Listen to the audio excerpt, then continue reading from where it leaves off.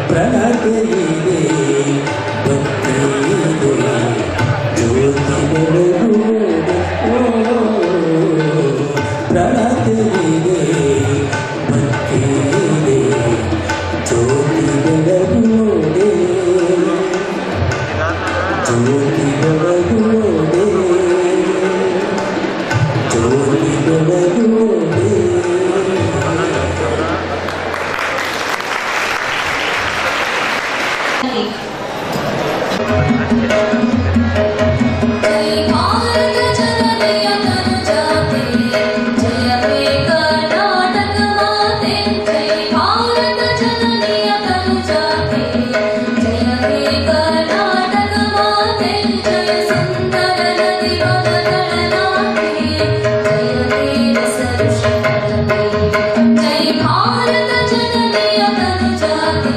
हे कर्नाटक माते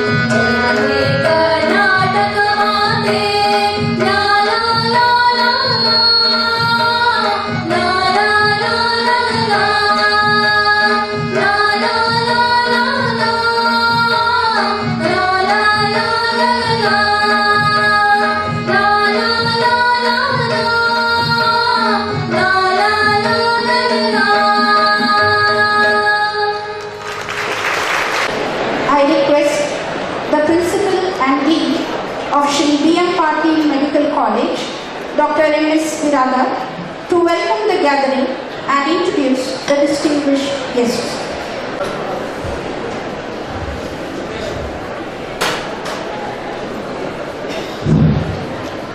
Honorable Bharat Ratna, Prof.C.N.R.Rao, Dr. Srimati Indumati Rao, Professor Meena Chandavarkar, Honorable Vice Chancellor of Karnataka State Women's University, President of this function, Sri S.B. Patil, President of our own organization and Honorable Minister for Water Resources, Government of Karnataka, our Honorable Vice Chancellor of BLDEA University, Professor B.G. Mulimani, Principal of S.B.Arts and K.C.P.Science College, Sri K.G. Pujari, special invitees and my dear students.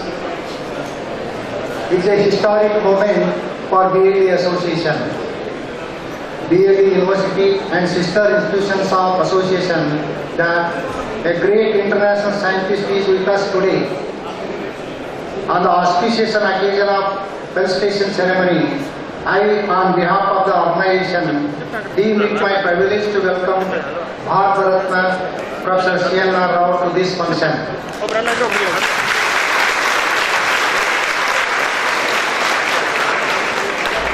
Sir, we are honored and remain grateful to you for having accepted our invitation to be with us today. I also take this opportunity to heartily welcome the guest of honor, Dr. Indumati Rao, to this August function. Madam, we are greatly honored by your presence.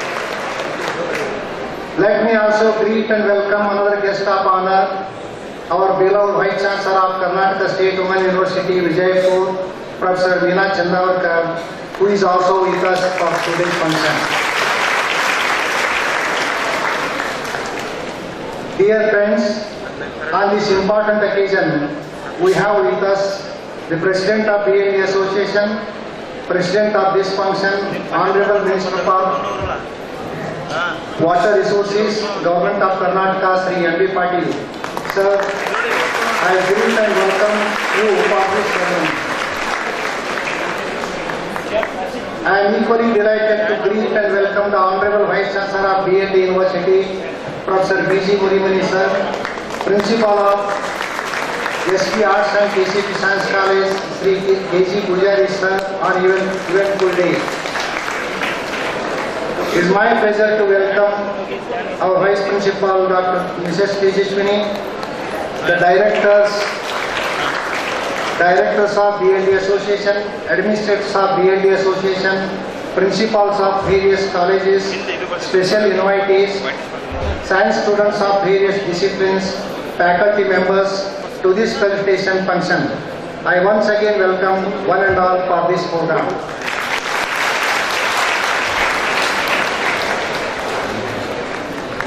Most of the audience sitting here know what is BLDEA Association. Sir, it's only to give some brief idea about the BLDEA Association because of your presence today. On this great occasion, I would like to briefly present the profile of BLDEA Association, a century-old institution with more than 70 institutions from primary to PG, including medical and engineering colleges. The association has 1,000-bedded hospital and a research center in medical science and research center in humanities. To crown its glory, the association has obtained the status of BLDEA University in 2008. BLDEA University is amongst the reputed universities in Karnataka, established in the year 2008 with the sole objective of improving quality in education and develop the institution as a research center responsive to social, economical and health need of the society, utilizing the autonomy and flexibility awarded to it with a mission to provide education in various medical courses.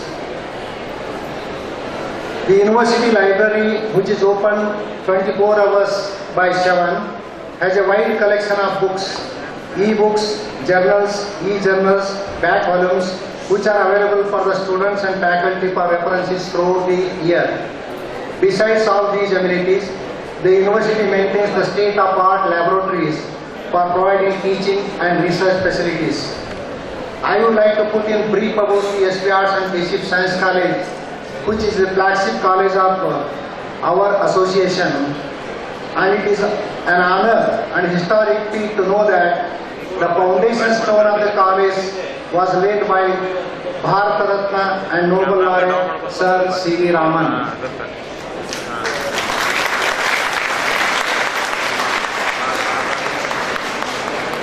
Already you must be in receipt of the biodata of our chief guest who is getting facilitated today, a brief note of his achievements. It is impossible to tell in one word or one day. Just I will give a glimpse of that. Ladies and gentlemen, it is indeed a proud occasion for me to introduce the legend of science, an intellectual giant, an icon of inspiration, Bharat Ratna Prof.C.N.R.Rao, to this august gathering. It is a Herculean task to enlist his contribution and achievements of national and international repute, which abound in terms of quality and quantity. Chintamani Nagesh Ramachandra Rao was born on 13th June 1934 in Karnataka. I am proud to inform the gathering that Nobel laureate C.V. Raman, who laid foundation for our own science college in this campus, took Professor Rao around his lab when he was 11 years old. It had a great impact and inspired Sir to make science a way of life. He completed his MSc from Banaras, BSc from Urude and DSc from Mysore. Dear friends, his endless learning journey has continued even today. He has secured 60 degrees from India and prestigious universities all over the world. Professor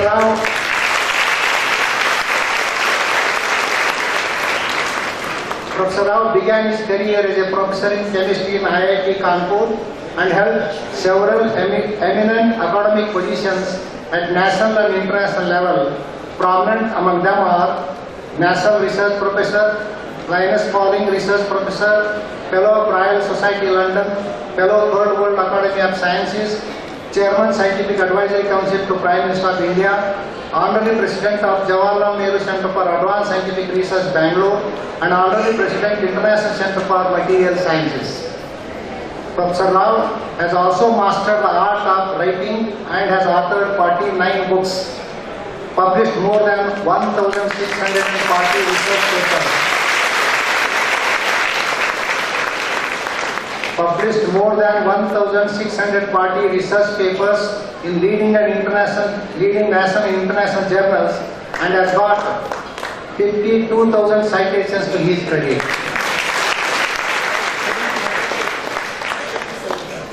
97. Just correction from sir. 77,000 citations right now.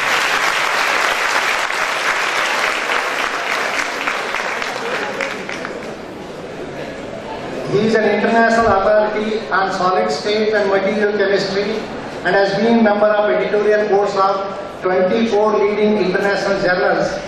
Prof.C.N.R.Rao, 80-year-old scientist, has always stayed young, involving himself in continuous learning. You can see his field of contribution right now also. Ladies and gentlemen, Prof.C.N.R.Rao has an endless international and national medals and awards, naturally which have flown to him. The list of national awards which decor him are Padma Vibhushan, Bharat Ratna, the highest civilian award in India.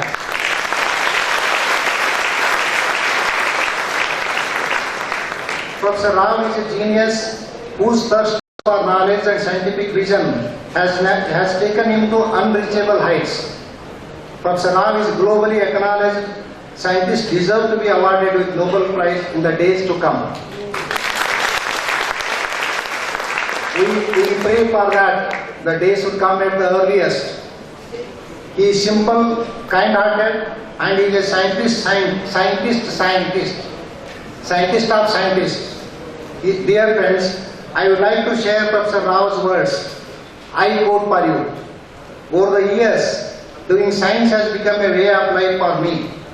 The limitless ladder of excellence that science offers and the passion for science that gives unparalleled joy have brought meaning to my life.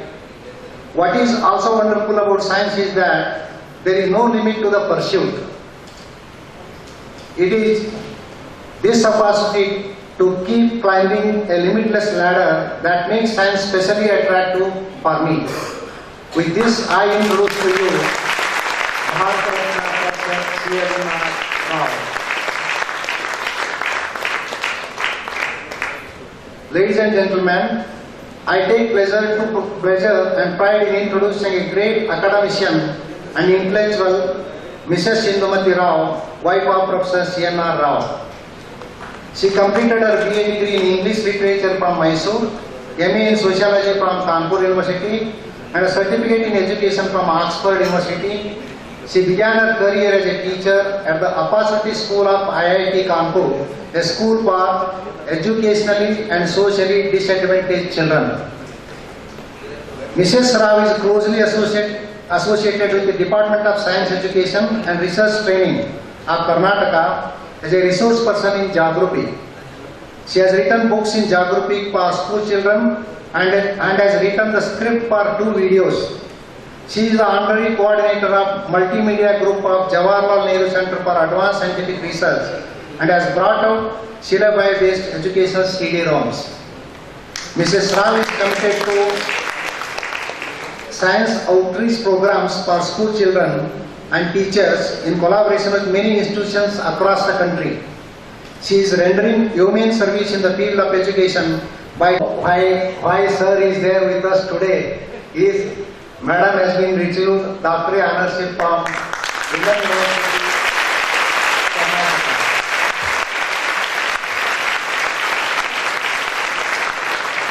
That is a special occasion which has brought her to our campus also, and we are blessed with that. With this, I thank the organizers for giving me an opportunity to welcome and introduce the distinguished guest. Thank you and all.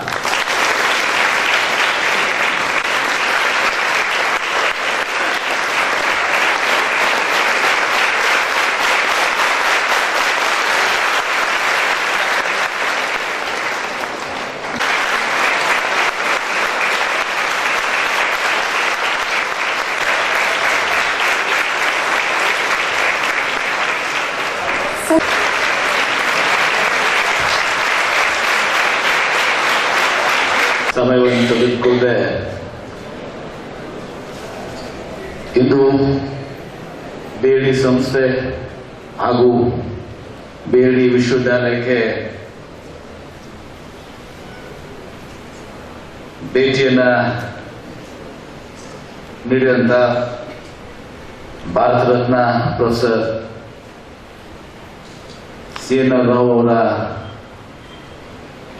ಅಭಿನಂದನಾ ಕಾರ್ಯಕ್ರಮದಲ್ಲಿ ಉಪಸ್ಥಿತರಾದಂತಹ ನಮ್ಮ ರಾಷ್ಟ್ರದ ಅಂತಾರಾಷ್ಟ್ರದ ರಾಷ್ಟ್ರೀಯ ಖ್ಯಾತ ವಿಜ್ಞಾನಿಗಳು ಸಂಶೋಧಕರಾದಂಥ professor C.N.R.Rao G ಅವರೇ, madam Indumati Rao ಅವರೇ, vice chancellor ಅಂತ ಡಾಕ್ಟರ್ BLD ವಿಶ್ವವಿದ್ಯಾಲಯದ ಡಾಕ್ಟರ್ B.G. ಅವರೇ, ಮೆಡಿಕಲ್ ಕಾಲೇಜಿನ ಪ್ರಾಂಶುಪಾಲರ್ ಅಂತ ಡಾಕ್ಟರ್ M.S. ಅವರೇ, ಎಲ್ಲ ಗೌರವಾನ್ವಿತ ವಿವಿಧ ವಿದ್ಯಾಲಯಗಳ ಪ್ರಾಚಾರ್ಯರೇ, ಎಲ್ಲ ಗೌರವಾನ್ವಿತ ಅಧ್ಯಾಪಕರೇ ಹಾಗೂ ಆತ್ಮೀಯ ಎಲ್ಲ ವಿದ್ಯಾರ್ಥಿಗಳೇ, K.C.P.Science ಕಾಲೇಜಿನ ಪ್ರಾಚಾರ್ಯರಾದಂಥ ಶ್ರೀ K.G. ಪೂಜಾರಿ ಅವರೇ ಹಾಗೂ ನಮ್ಮ ಮೆಡಿಕಲ್ ಕಾಲೇಜಿನ ವೈಸ್ ಪ್ರಿನ್ಸಿಪಲ್ ಆದಂಥ ಶ್ರೀಮತಿ ಡಾಕ್ಟರ್ ತೇಜಸ್ವಿನಿ ಅವರೇ, ಇದು ನಮ್ಮೆಲ್ಲರಿಗೂ ಕೂಡ ಬಹಳ ಒಂದು ಸಂತೋಷ ಮತ್ತು ಹೆಮ್ಮೆಯ ದಿನ.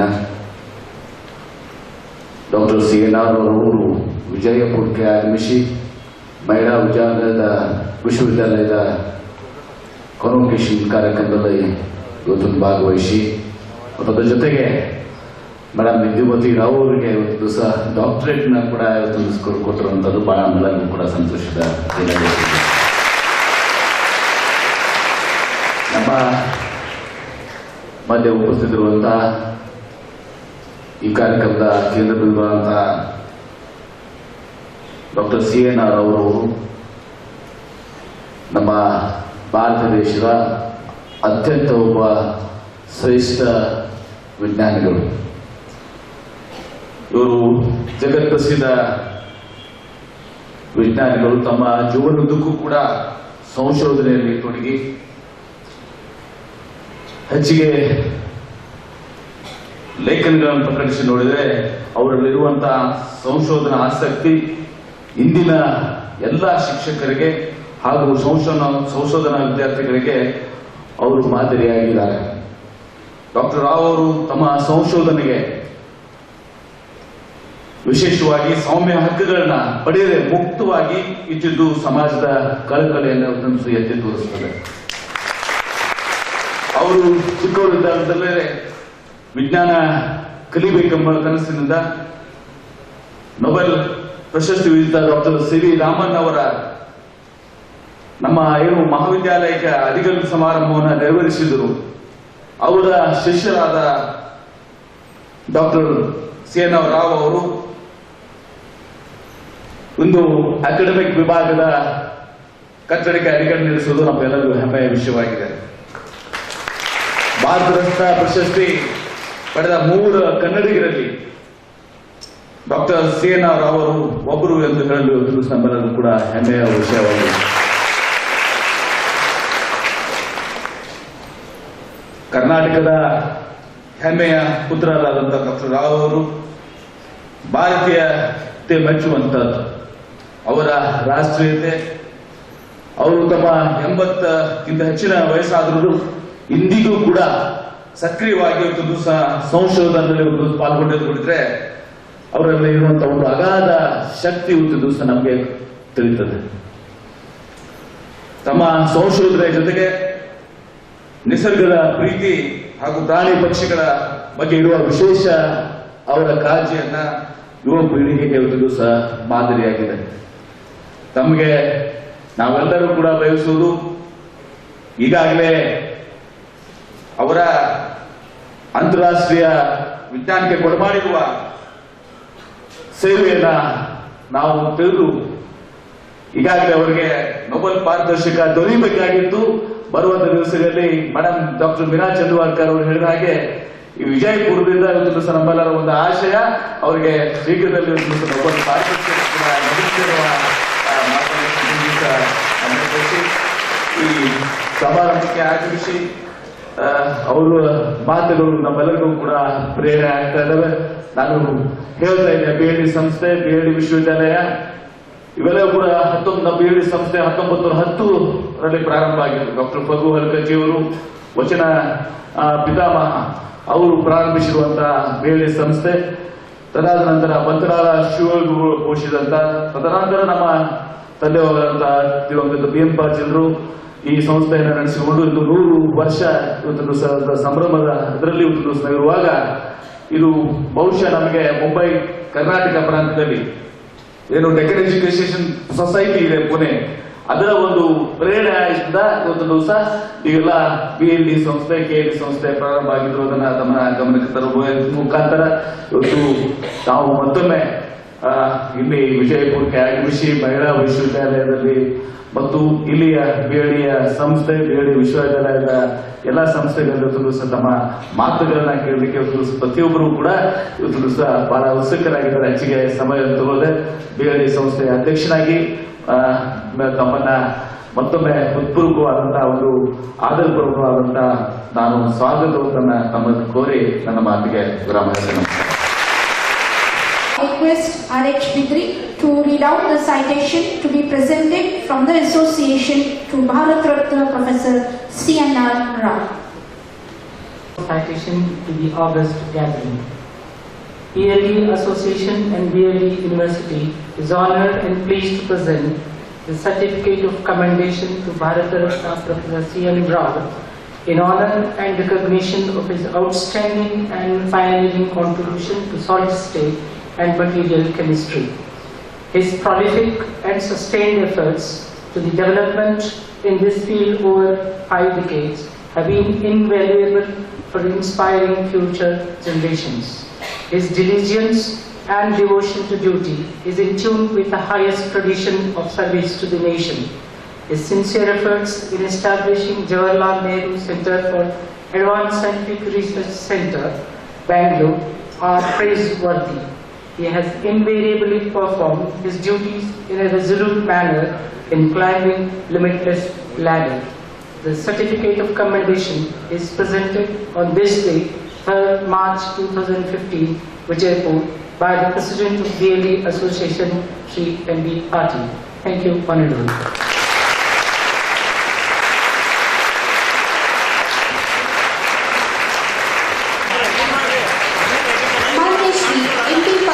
ಅವರು ಆತ್ಮೀಯ ಸನ್ಮಾನ.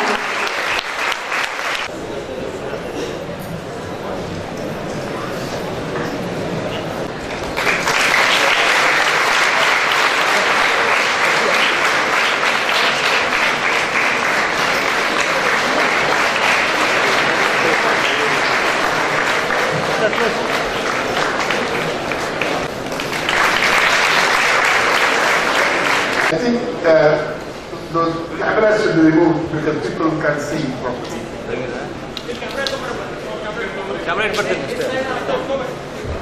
So, the large number of times in my life, at least I don't know, maybe 60 or 70 times when I get all kinds of under the doctorate, she was always in the front row.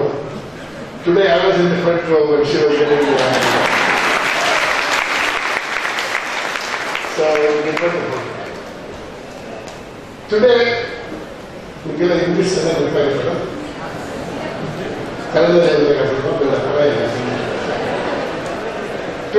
to say something about science. Unfortunately, science is not understood by most people, even scientists. Science, every time they say science and technology. No, only science. Science and technology have a different meaning compared to science. Because science is done by people who have the irrepressible urge to create something new. Create a new idea, a new world, a new imaginary world maybe, but certainly a new world of knowledge. This irrepressible urge of man is what has made science what it is. In fact, great poets write poetry because of that, not because of money, not because of governments, not because of research grants, just because they want to create something new. It is that science I'm going to talk to you about. We want such scientists in this world in large numbers, particularly in India. And people ask me, who is this man fellow? C.N.R.Rao, 81, is still doing research. Why are they doing so much research? That is the thing about science. If you really love science, then nothing else that can come in its place. In fact, I always say the age 81 has no meaning. Because I have lots of research students working with me. Some of them are only 20 years old, but they walk like 80-year-old people. And I am the young man in the lab. So always there will be a in fact, I hope you all know Kabir Das wrote a famous poem. Many of our musicians sing it. He says, "Man mein Ganga, man mein Kashi, man mein Snan karo." Everything is in the mind. You don't have to go to the real Kashi to take a bath. No. Where you are, your mind has to take you there. Science is like that. The science I talk about is one where your mind is involved, where you keep doing things because you are excited about it. In fact, it is a kind of virus. Science is a new kind of virus. In fact, that got me many years ago. When I was about 20 years old, that virus got me. That it is impossible to cure. This virus, this disease you get, it is impossible to cure. But it's a very healthy virus, you see. Nobody dies because of this virus. In fact, it's a wonderful virus to get, and I am one of those suffering from this virus and enjoying it. And this science what I talk about today. I first thought of giving a semi-technical lecture on nano-world, nano-materials, nanotechnology. Then I was told it may become too much for a large audience, so I have decided to talk about something very general about science. How scientists work, how science works. In fact, unfortunately, when we teach science in schools and colleges, we do not bring out the real story of science. In fact, we talk about science as a really dumb subject, not a subject which has grown because of the human involvement of great minds. And that's what I want to point out.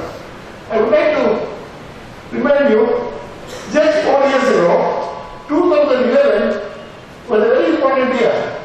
The reason is, exactly 100 years earlier, in 1911, this structural atom was promoted.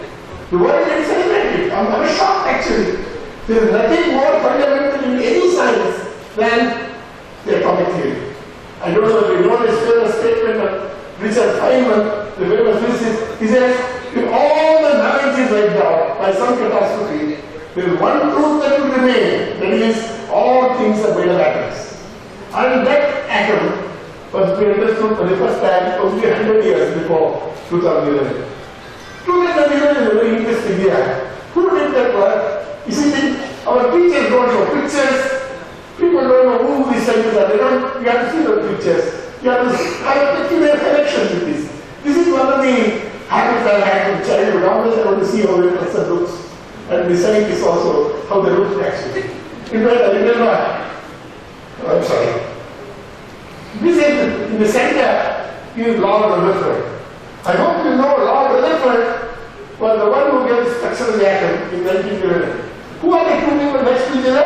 Cockcroft and Walton, who built the first atom smasher, the first radiograph generator in K.C.P.Science University. And in fact, when this was done, Rutherford already had a Nobel Prize. Rutherford had a Nobel Prize in 1908. This he did in 1911. So today you will hear a lot of stories about Nobel Prizes. See, this is a very interesting story about Rutherford. In 1895, I hope you know 1895 is 19th century, toward the end of 19th century, Rutherford, he was in New Zealand, he was born there, he wanted to study physics in Cambridge University. Unfortunately, the rule in Cambridge University, when I was still a professor, Cambridge said those days, nobody without a bachelor's degree from that university can get a PhD in that university. That was the rule. But the first time they made an exception, the first student admitted to Cambridge University without a bachelor's degree there was Rutherford. What I meant is, what coincidence, there are many discoveries, many great discoveries, many Nobel laureates come by such accidents. So this young boy goes there in 1895 Cambridge.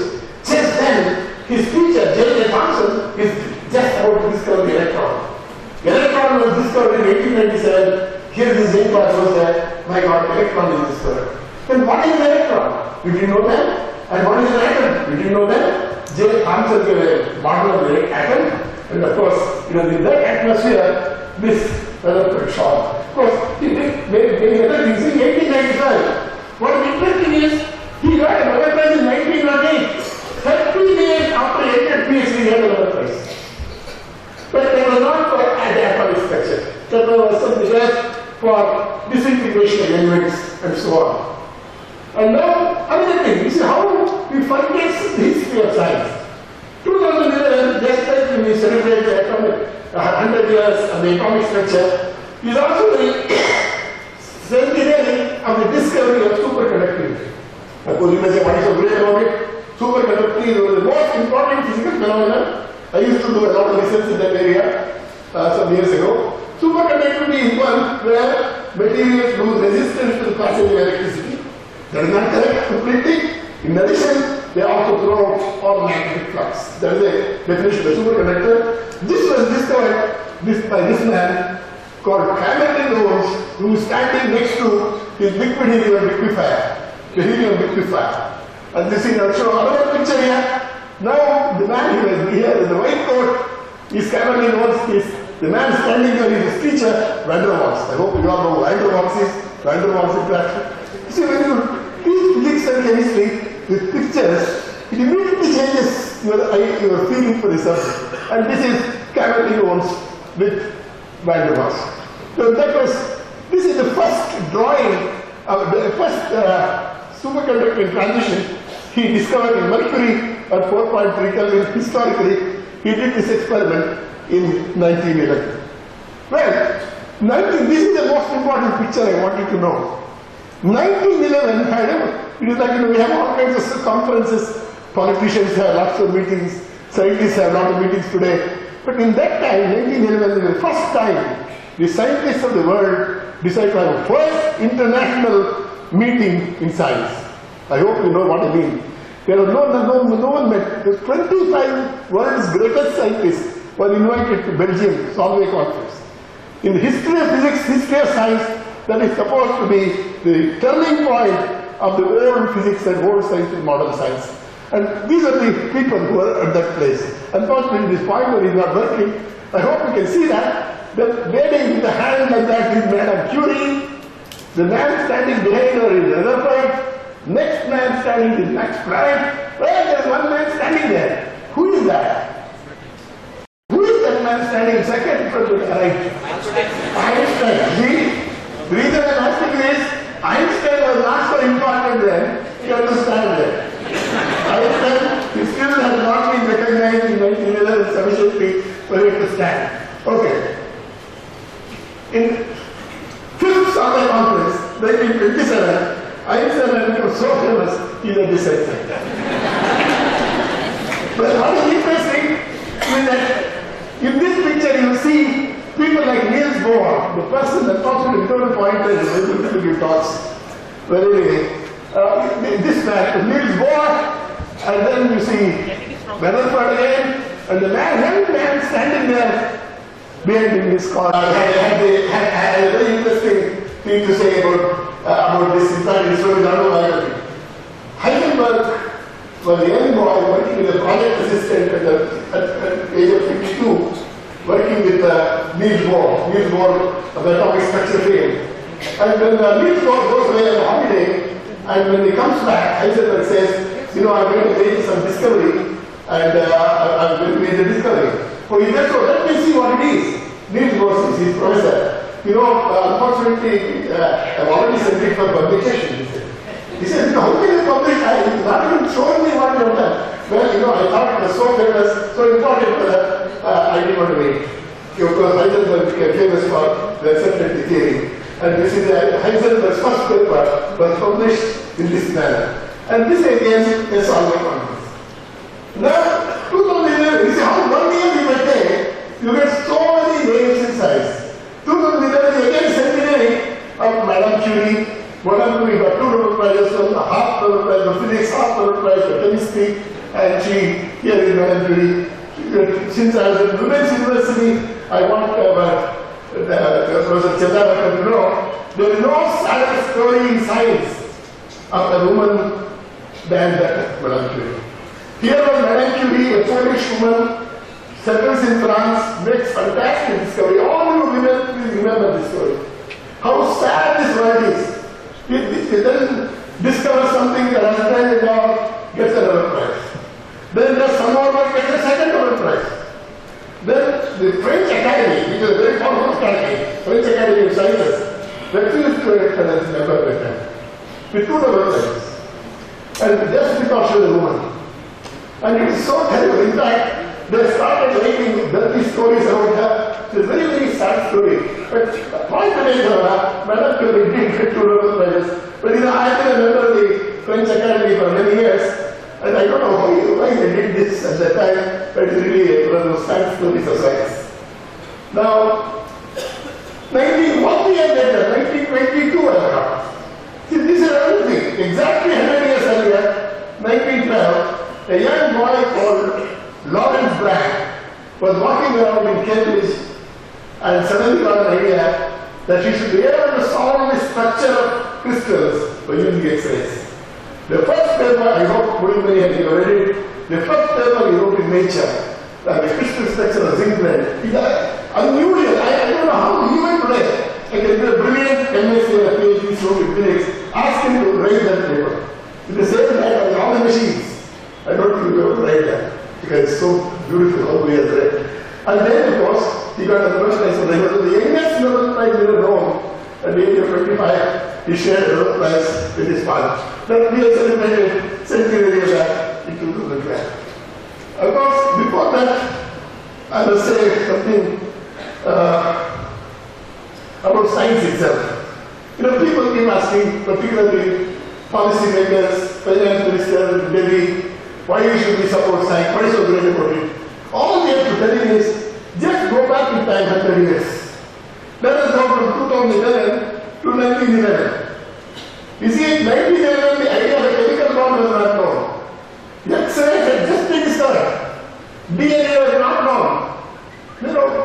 Unbelievable, 100 years, the amount of progress man has made in science is something fantastic. Particularly in the last 20 years of that century. It is an unbelievable progress.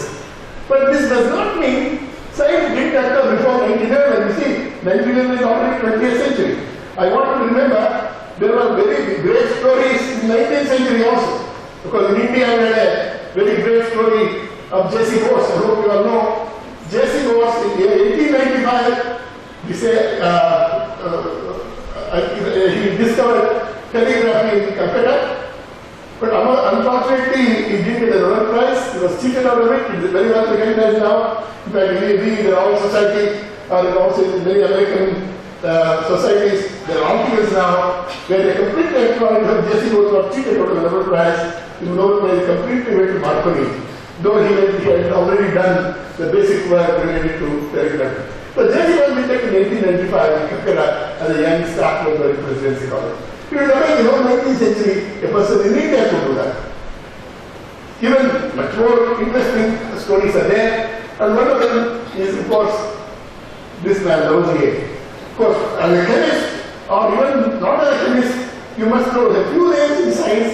If you know a few names from 19th century and 18th century, the first name in the 18th century in chemistry at least would be Lavoisier. He was the first one who showed air and oxygen and nitrogen. He was the first one to show what was combustion. He was the first one to show something called conservation of mass. People didn't even know mass was conserved until he proved by experiment. He was the first one to show compounds have finite composition. This was a fantastic life. Great. He was a very rich man. He was a friend of the Queen and the Queen of France. Because of that, I hope you remember, in 1794 there was the French Revolution. French Revolution, they took away the king and the queen, guillotined their heads were cut off, you remember.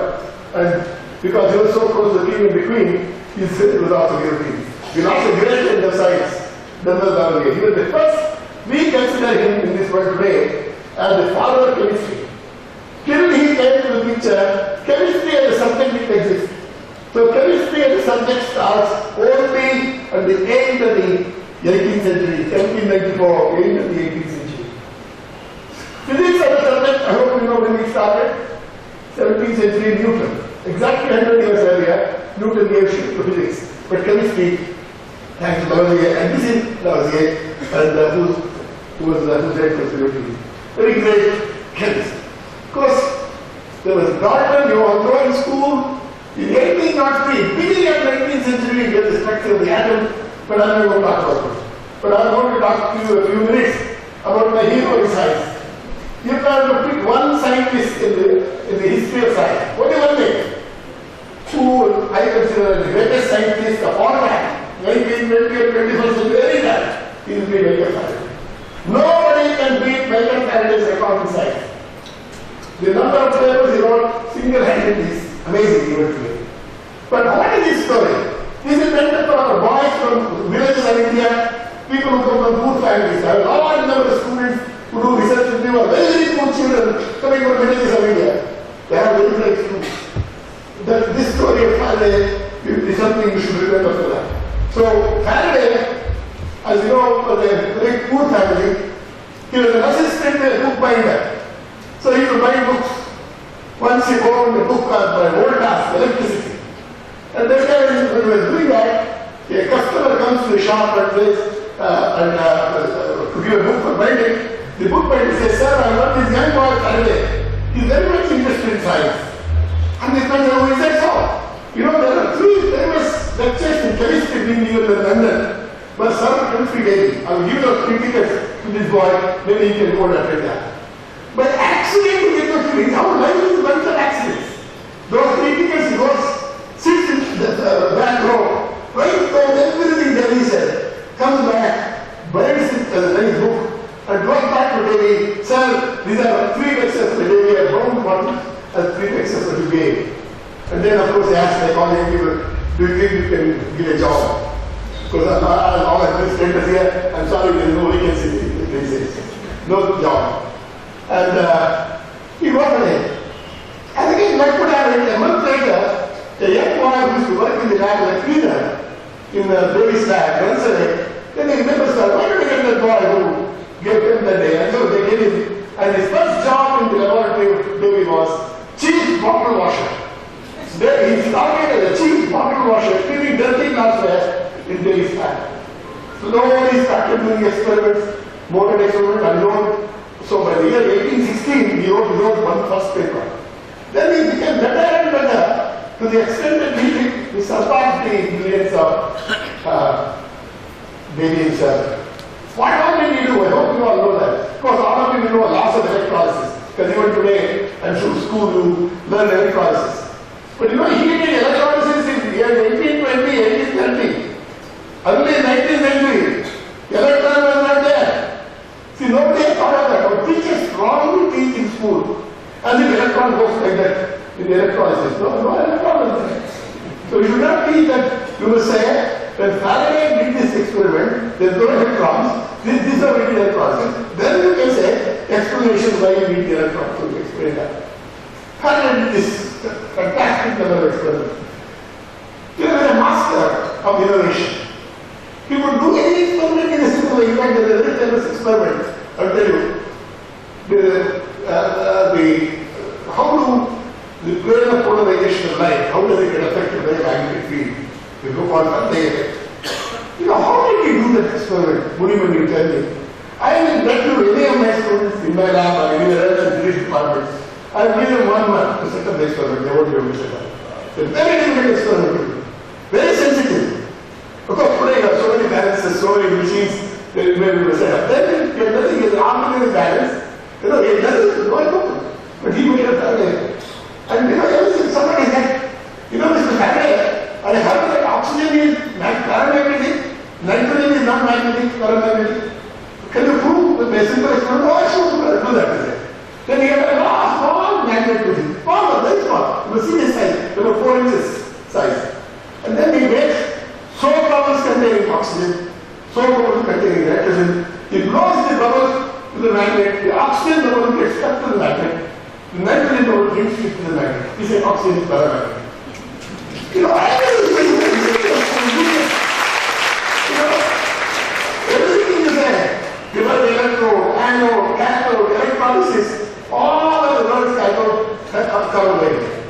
fact, when you use the word electrolysis, electrode, anode, cathode, anion, cation, people laugh at it. No, they are all stupid words. But it took a long time now to use it as if we created those. It was all Faraday.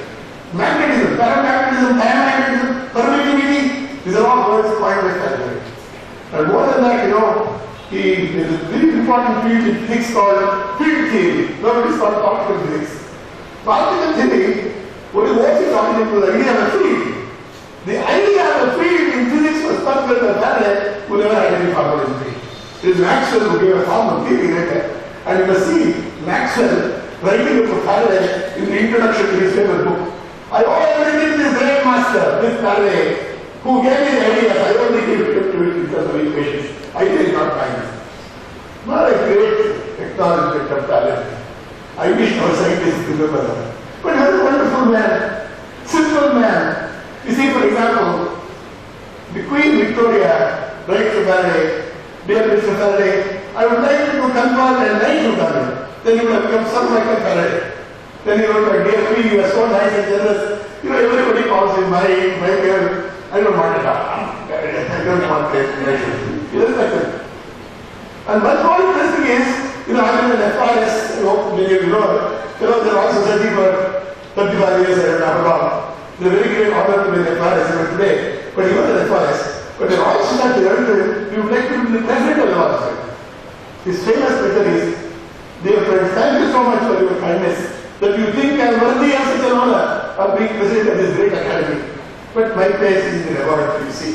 Sorry. This is the lesson I you guys, you girls, you boys have to learn. Science is something you know.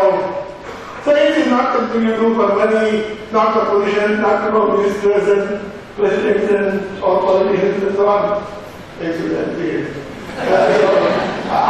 you get because you do science because you love it. And that is the kind of man he was.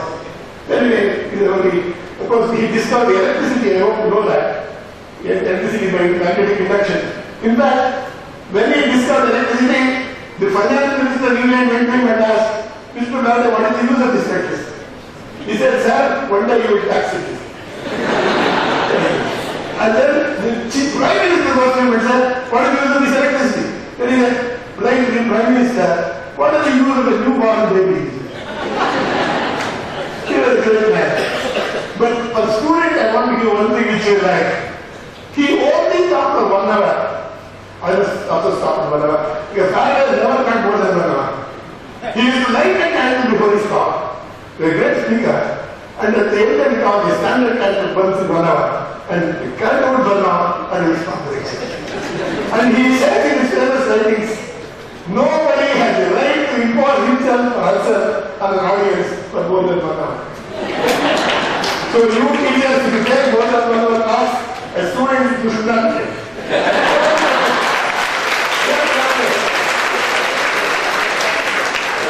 No teacher has the privilege to give a 2 hour lecture. I have been a professor all my life. You see, if a teacher teaches properly during the working hours during the term, there is no need for an extra class. There is no need for a special class before the exam. What were you doing before? What is the special thing? Never in a special class. Never. And I have taught a lot of brilliant students in IIT and all. I have never been in an extra class. Already they are going them to death. You think it's a wonderful law? Teaching is the opposite thing. What are you going? Anyway, coming back to Faraday. I think the Lord Roosevelt said, if only Faraday lived in the 20th century, he would have got 5 other prizes or 6 other prizes. My company would have got definitely 4. No doubt about that. He would have got the electrolysis. He is the one who discovered benzene. The most important fundamental molecule of organism, he would have got the person that. Discovering electricity, he would have got the Nobel Prize. Probably Faraday effect, maybe he would have got the Nobel Prize, so on and so forth. I will not go on with Faraday. Well, again, natural chance, I told you in life, how just because Faraday attended the lecture of daily, that changed science, that changed life. So please don't do the opportunity. There is some opportunity, grab it. That's very important for you. Whatever happened is because I also come from an ordinary middle class family in Bangalore. I think it never wasted an opportunity. Even today. If there is something important in science, I will do that. I persuade everything else except to come to my wife's convocation. Okay. The real thing is, this is a Russian mentally, if you know, he is the one who gave. See, luck is working is, in 1906, they had decided to give a Nobel Prize. These records are available in the country now. After 50 years, you can get all the records. And you will never get it. When the French people go there and say, you know, this guy Moizan, who has excavated the flooring, he's going to die very soon. He's not there. So give him the Nobel Prize in 1906. They said, okay, let us do that. They will Moizan, the French guy, but discovered flooring, the Nobel Prize in 1906. And Moizan, after getting the Nobel Prize, dies. And then 1907, they said they have given to him, he died before 1907. So when they gave the Nobel Prize, it was like our life would have. Well, coming back to the elements, you know, this is what, I don't know many of you belong to very political views here. I am not going to talk politics, I want to talk about science. Please use science as the basis for your decisions, not your political ideology. It's very important. People say, India knew everything 5,000 years ago, which makes planes. What planes? Explain to me. Where are the metals, where are the alloys? India knew exactly 7 elements. The world knew only 7 elements in the first century. People have talked about before the century, 5,000 years. Ramayana telling about 5,000 years ago, Pushpa Kumar was a jet plane. Washington after they put an atom bomb. How can you? There is no plutonium, no uranium. How do you make an atom bomb? So we should be very careful. I'm not against one party or for another party. But when we be careful, this table tells you that. 7 elements in first century. 18th century, Navani hardly 20 elements. Navani part of chemistry. It is only in the 28th century that 150 elements. Maybe 150, one more is now we carry. Because I show you picture of the great guru S.B.Arts. He is the one who made plutonium artificial element. And he was a professor in California Stewart. Just to show you, history sometimes can tell you the truth about things. Now, this is the periodic table. Because I always remind you, there is a very interesting symposium in Sweden. I mentioned this because Sweden is the meeting was organized with the Nobel Committee for Chemistry. I was one of the speakers. Then I showed in some connection to a table. I showed this. You have to pick one table in the world which has more information than any other table made by man. It is this table. Periodic table is the greatest table a human being has made. And I don't want to forget it. There were times for Mendeleev who did not get it. So, Nobel Prize doesn't mean every good prize gets it. You have to have luck. First of all, luck. For young people under prize, don't die soon. As long as you can get a Nobel Prize, okay? Otherwise, you try to won't get. Okay, people have made all kinds of compounds. The first compound made a simple one, urea. See, now hundreds of molecules have been made. The first chemist who made the first compound of urea is Bharat in 1828. Since then, all kinds of compounds have been made by Woodward and a number of people. I'm coming to close of this part of the lecture. I'll go to some general aspects soon. Somebody asked me, suppose you were asking in physics, it's very easy in physics. When did modern physics start? One question, one answer. Well, give the exact answer. According to you, if you don't correct it, you will be able to say that. If you are saying, when did modern chemistry today as we understand today start? It is when we learn to know what a chemical bond was. When we put 2 electrons between 2 atoms and said it was a bond, that was the beginning of chemistry. And that was done by G. N. Lewis. He was a great man who wrote the first paper on that in 1916. You see, this is the thing. 20th century beginning, for the first time, you know what a chemical bond was. Okay? So we could have done much earlier anything. So Leonard Pauling, of course, gave much more meaning to that. But I'll tell you something about Lewis later. This is the picture of great Lewis. Always smoked a cigar. In fact, he built the greatest chemistry department on earth. I want our college here to remember that. This department was built by him in 1946-47. Today, in 2015, it's the best chemistry department in the world. Nobody, Harvard, MIT, Cambridge, nobody can touch chemistry department, University of California. This is a great man, Louis Vuitton. We build such institutions in India. See, I have tried to build many departments in many institutions, Indian Science, many people. People should contribute. Young people should somehow give their life and soul. Then it will contribute. If only a few people who like fools give us time, it will be. And this man has Mr. Louis, and this is young man calling his wife when he started to work at the I told a young person, because everyone thinks only one fellow should research. I was calling when he started to work at chemical one, this exact time look here in his life. I don't want to give a lecture on that. Do you think you should give a lecture on Louis? 1 minute, I tell you. People say, well, you get another friend. Why did somebody else get another friend? No, that is not so simple. There's a lot of politics, a lot of circumstance, a lot of pushes, pulls, everything. Louis, for example, was nominated for the Nobel Prize close to 30 hands or something like that. But he didn't get it. You know, when he discovered the idea of chemical bond, he was nominated for the 15 or 20 times. You know what the Nobel Committee said? You do not think chemical bond is so important to chemistry. Today, somebody will laugh at him, but that's what they say. And then he discovered the idea of Louis acid, Louis way. He said, everybody uses the word now. But when they nominated for the Nobel Prize, he said, I don't think Louis acid, Louis bases will be concept that chemistry will accept so easily. No surprise. We talked about that so many times.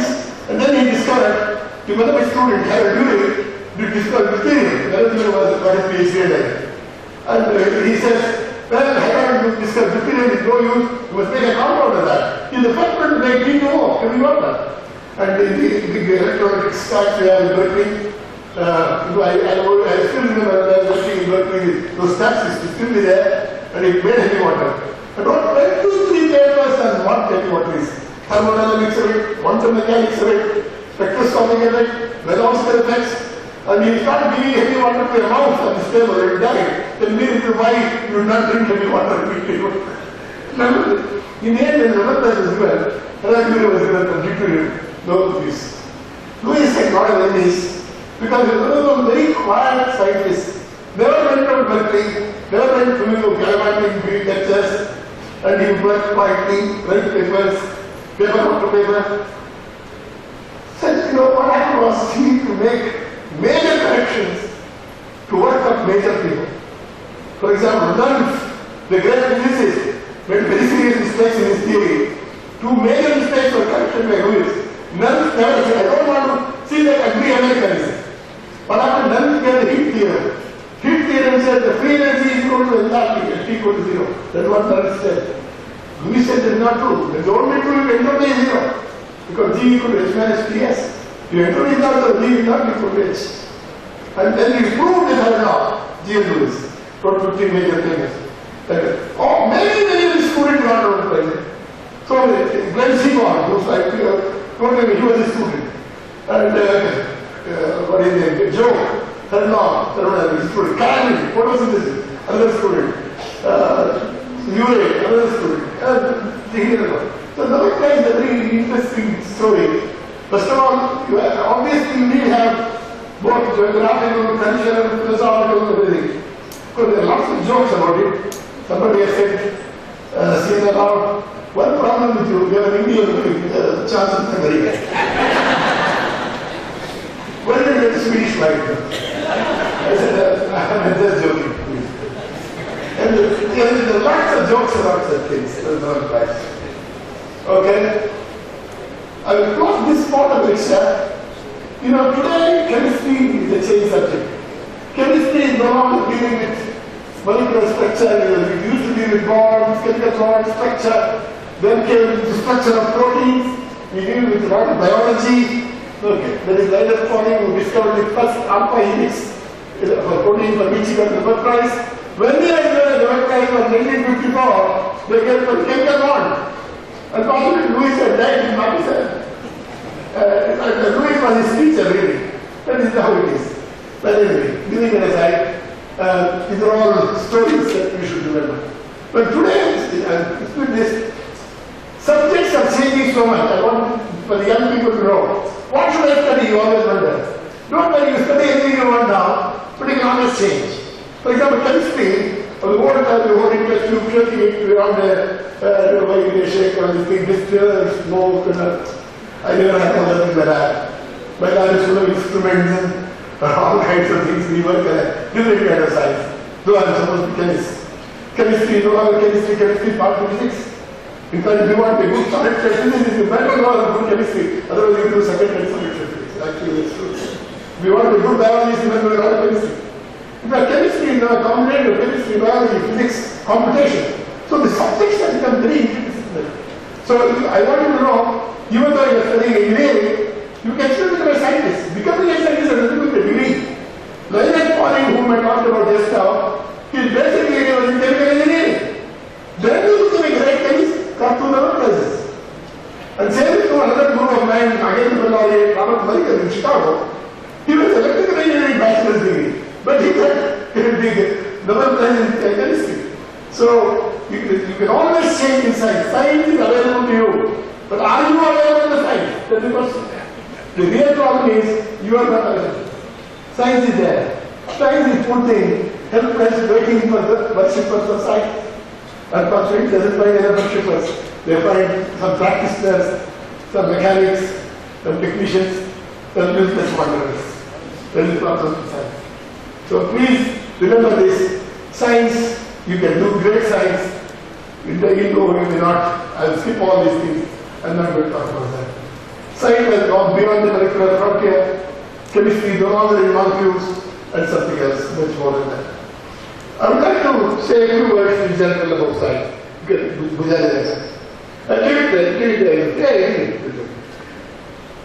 A few words on science in general.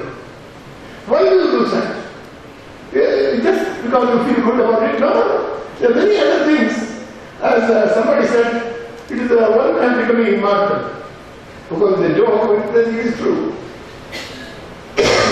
But to accomplish great science, you have to have tremendous selflessness. If you are too selfish, you may do some small science, but you must be able to work with young people, work with all the working. It is not only you succeed, but allows many others to succeed. Selflessness is very important. In fact, if you are a good scientist, it teaches you to be selfless. In fact, to me, being selfish is the most terrible quality. I hope you all know. Vivekananda was asked, why is it, what can make India great? Why is it India cannot be great? He says India cannot be great because people are so envious and jealous of each other. There is some truth in that, you see. And the same is true of science. Selfishness of people limits their imagination. In fact, Rabindranath Tagore writes about selfishness in his Gitanjali. It is point number 30 in Gitanjali. He says, I came out on my way to my tryst. But who is this that follows me in the silent dark? I move aside to avoid his presence, but I escape him not. He makes the dust flies from the earth with his swagger. He acts in loud voice to every word that I utter. He is my own little self, my Lord. He knows no shame. But I am ashamed to come to the door in his company. See, selflessness is something that comes from more than selflessness. Many other things, not to worry about triviality. Grown-up Indians spend more time talking about trivial things than important things. They are worried about the price of onions or brinjals or something for hours they talk about it. Not worth talking about it. I don't know. Why should I be doing the price of onions? I don't know. I don't understand. I think it is bigger than that. We have to give our best to that subject. And when you do that, there are many things that is possible. But comparatively for India, there is very little time. There are a few minutes about India. You know, we are having tough competition today. India is only competition of America, Europe, Japan. But now we see China, South Korea. South Korea is becoming a giant. South Korea got freedom just at the same time as India.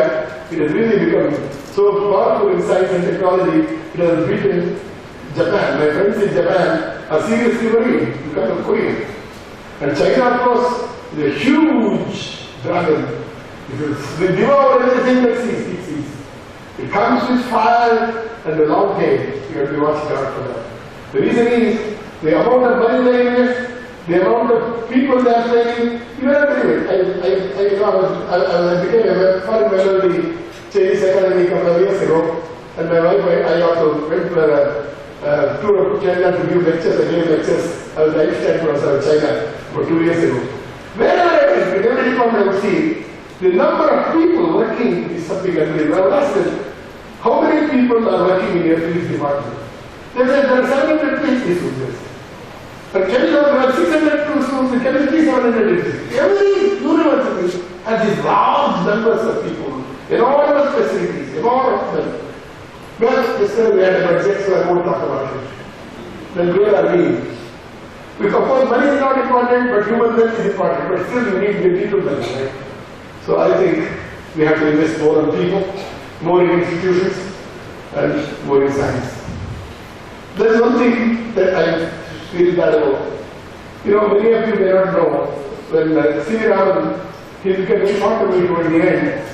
I remember once his 80th birthday, I was one of the speakers in that birthday. Afterwards, he came almost hugging me. You gave such a wonderful lecture. What a great teacher you are. I said, you know, Papa would be like that. The man is extraordinary courage. I hope you know that. There's no way like that.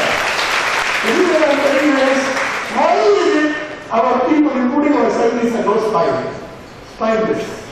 Indians are not spineless. They are afraid of positions, afraid of famous. Ratna would say anything unpleasant.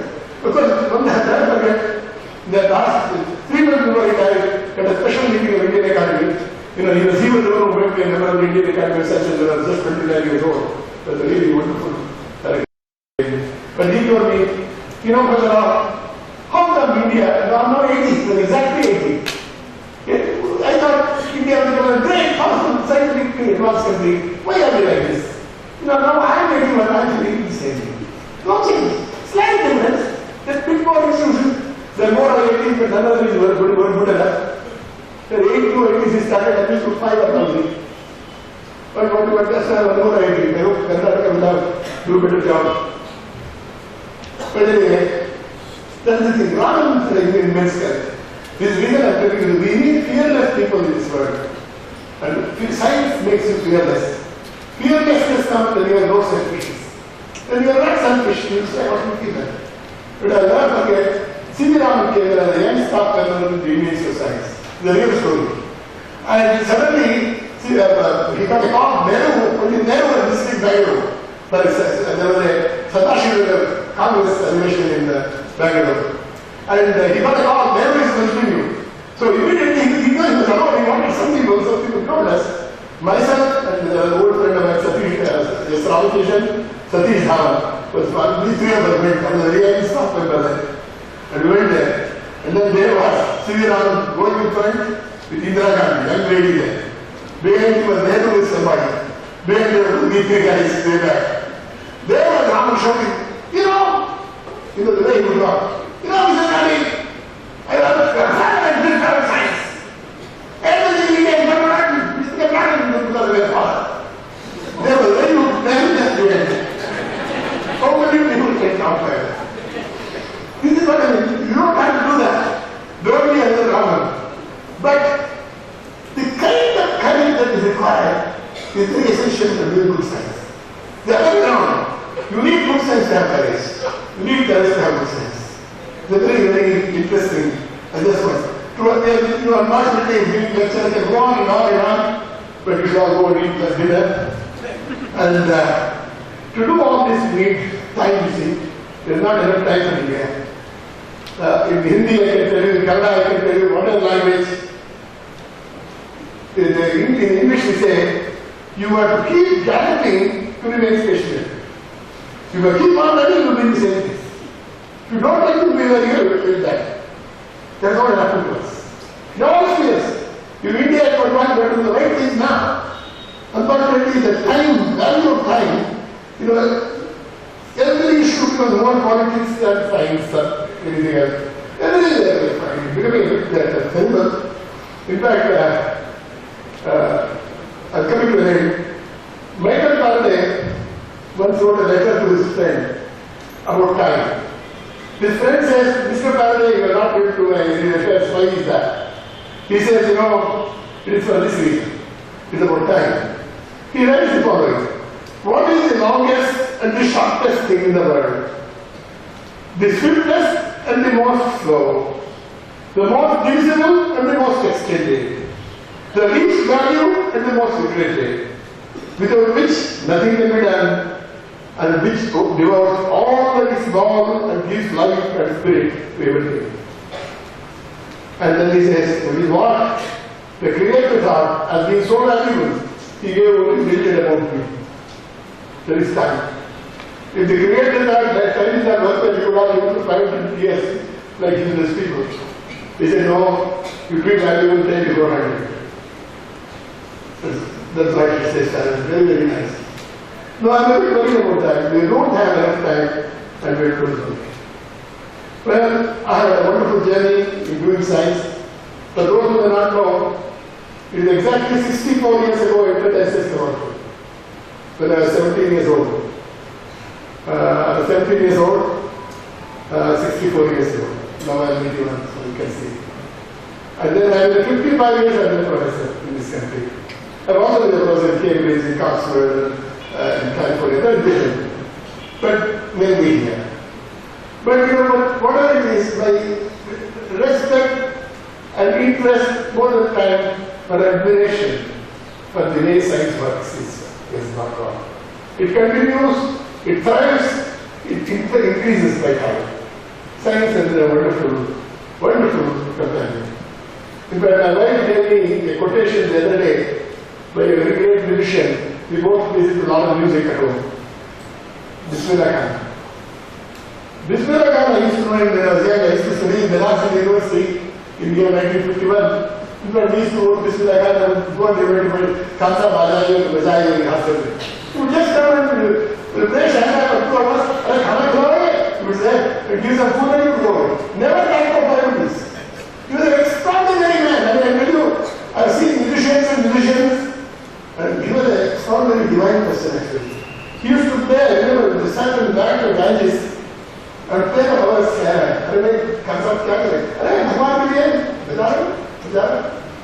And then last time we invited him to Bangalore to a talk. He said, "Rasa, very mushkil ho raha hai." So the player he has come there, and of course he died.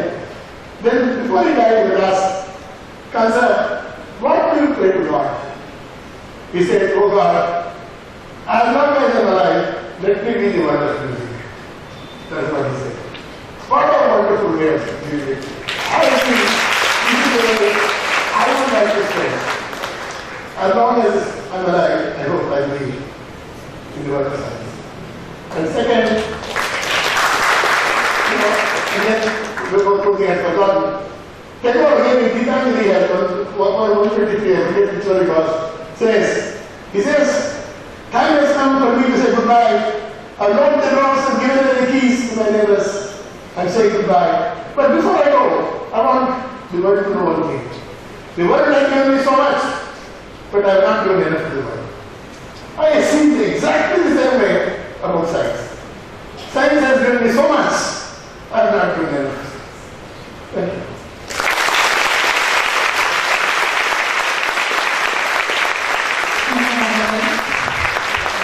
ವಿದ್ಯಾರ್ಥಿಗಳೊಂದಿಗೆ ಸಂವಾದ ದಯವಿಟ್ಟು ವಿದ್ಯಾರ್ಥಿಗಳು No contact, no conversation.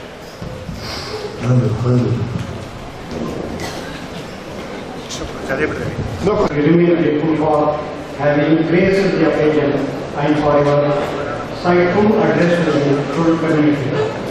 Let me also thank the guest of honor, Dr. S.B.Rao, for her gracious presence in this program.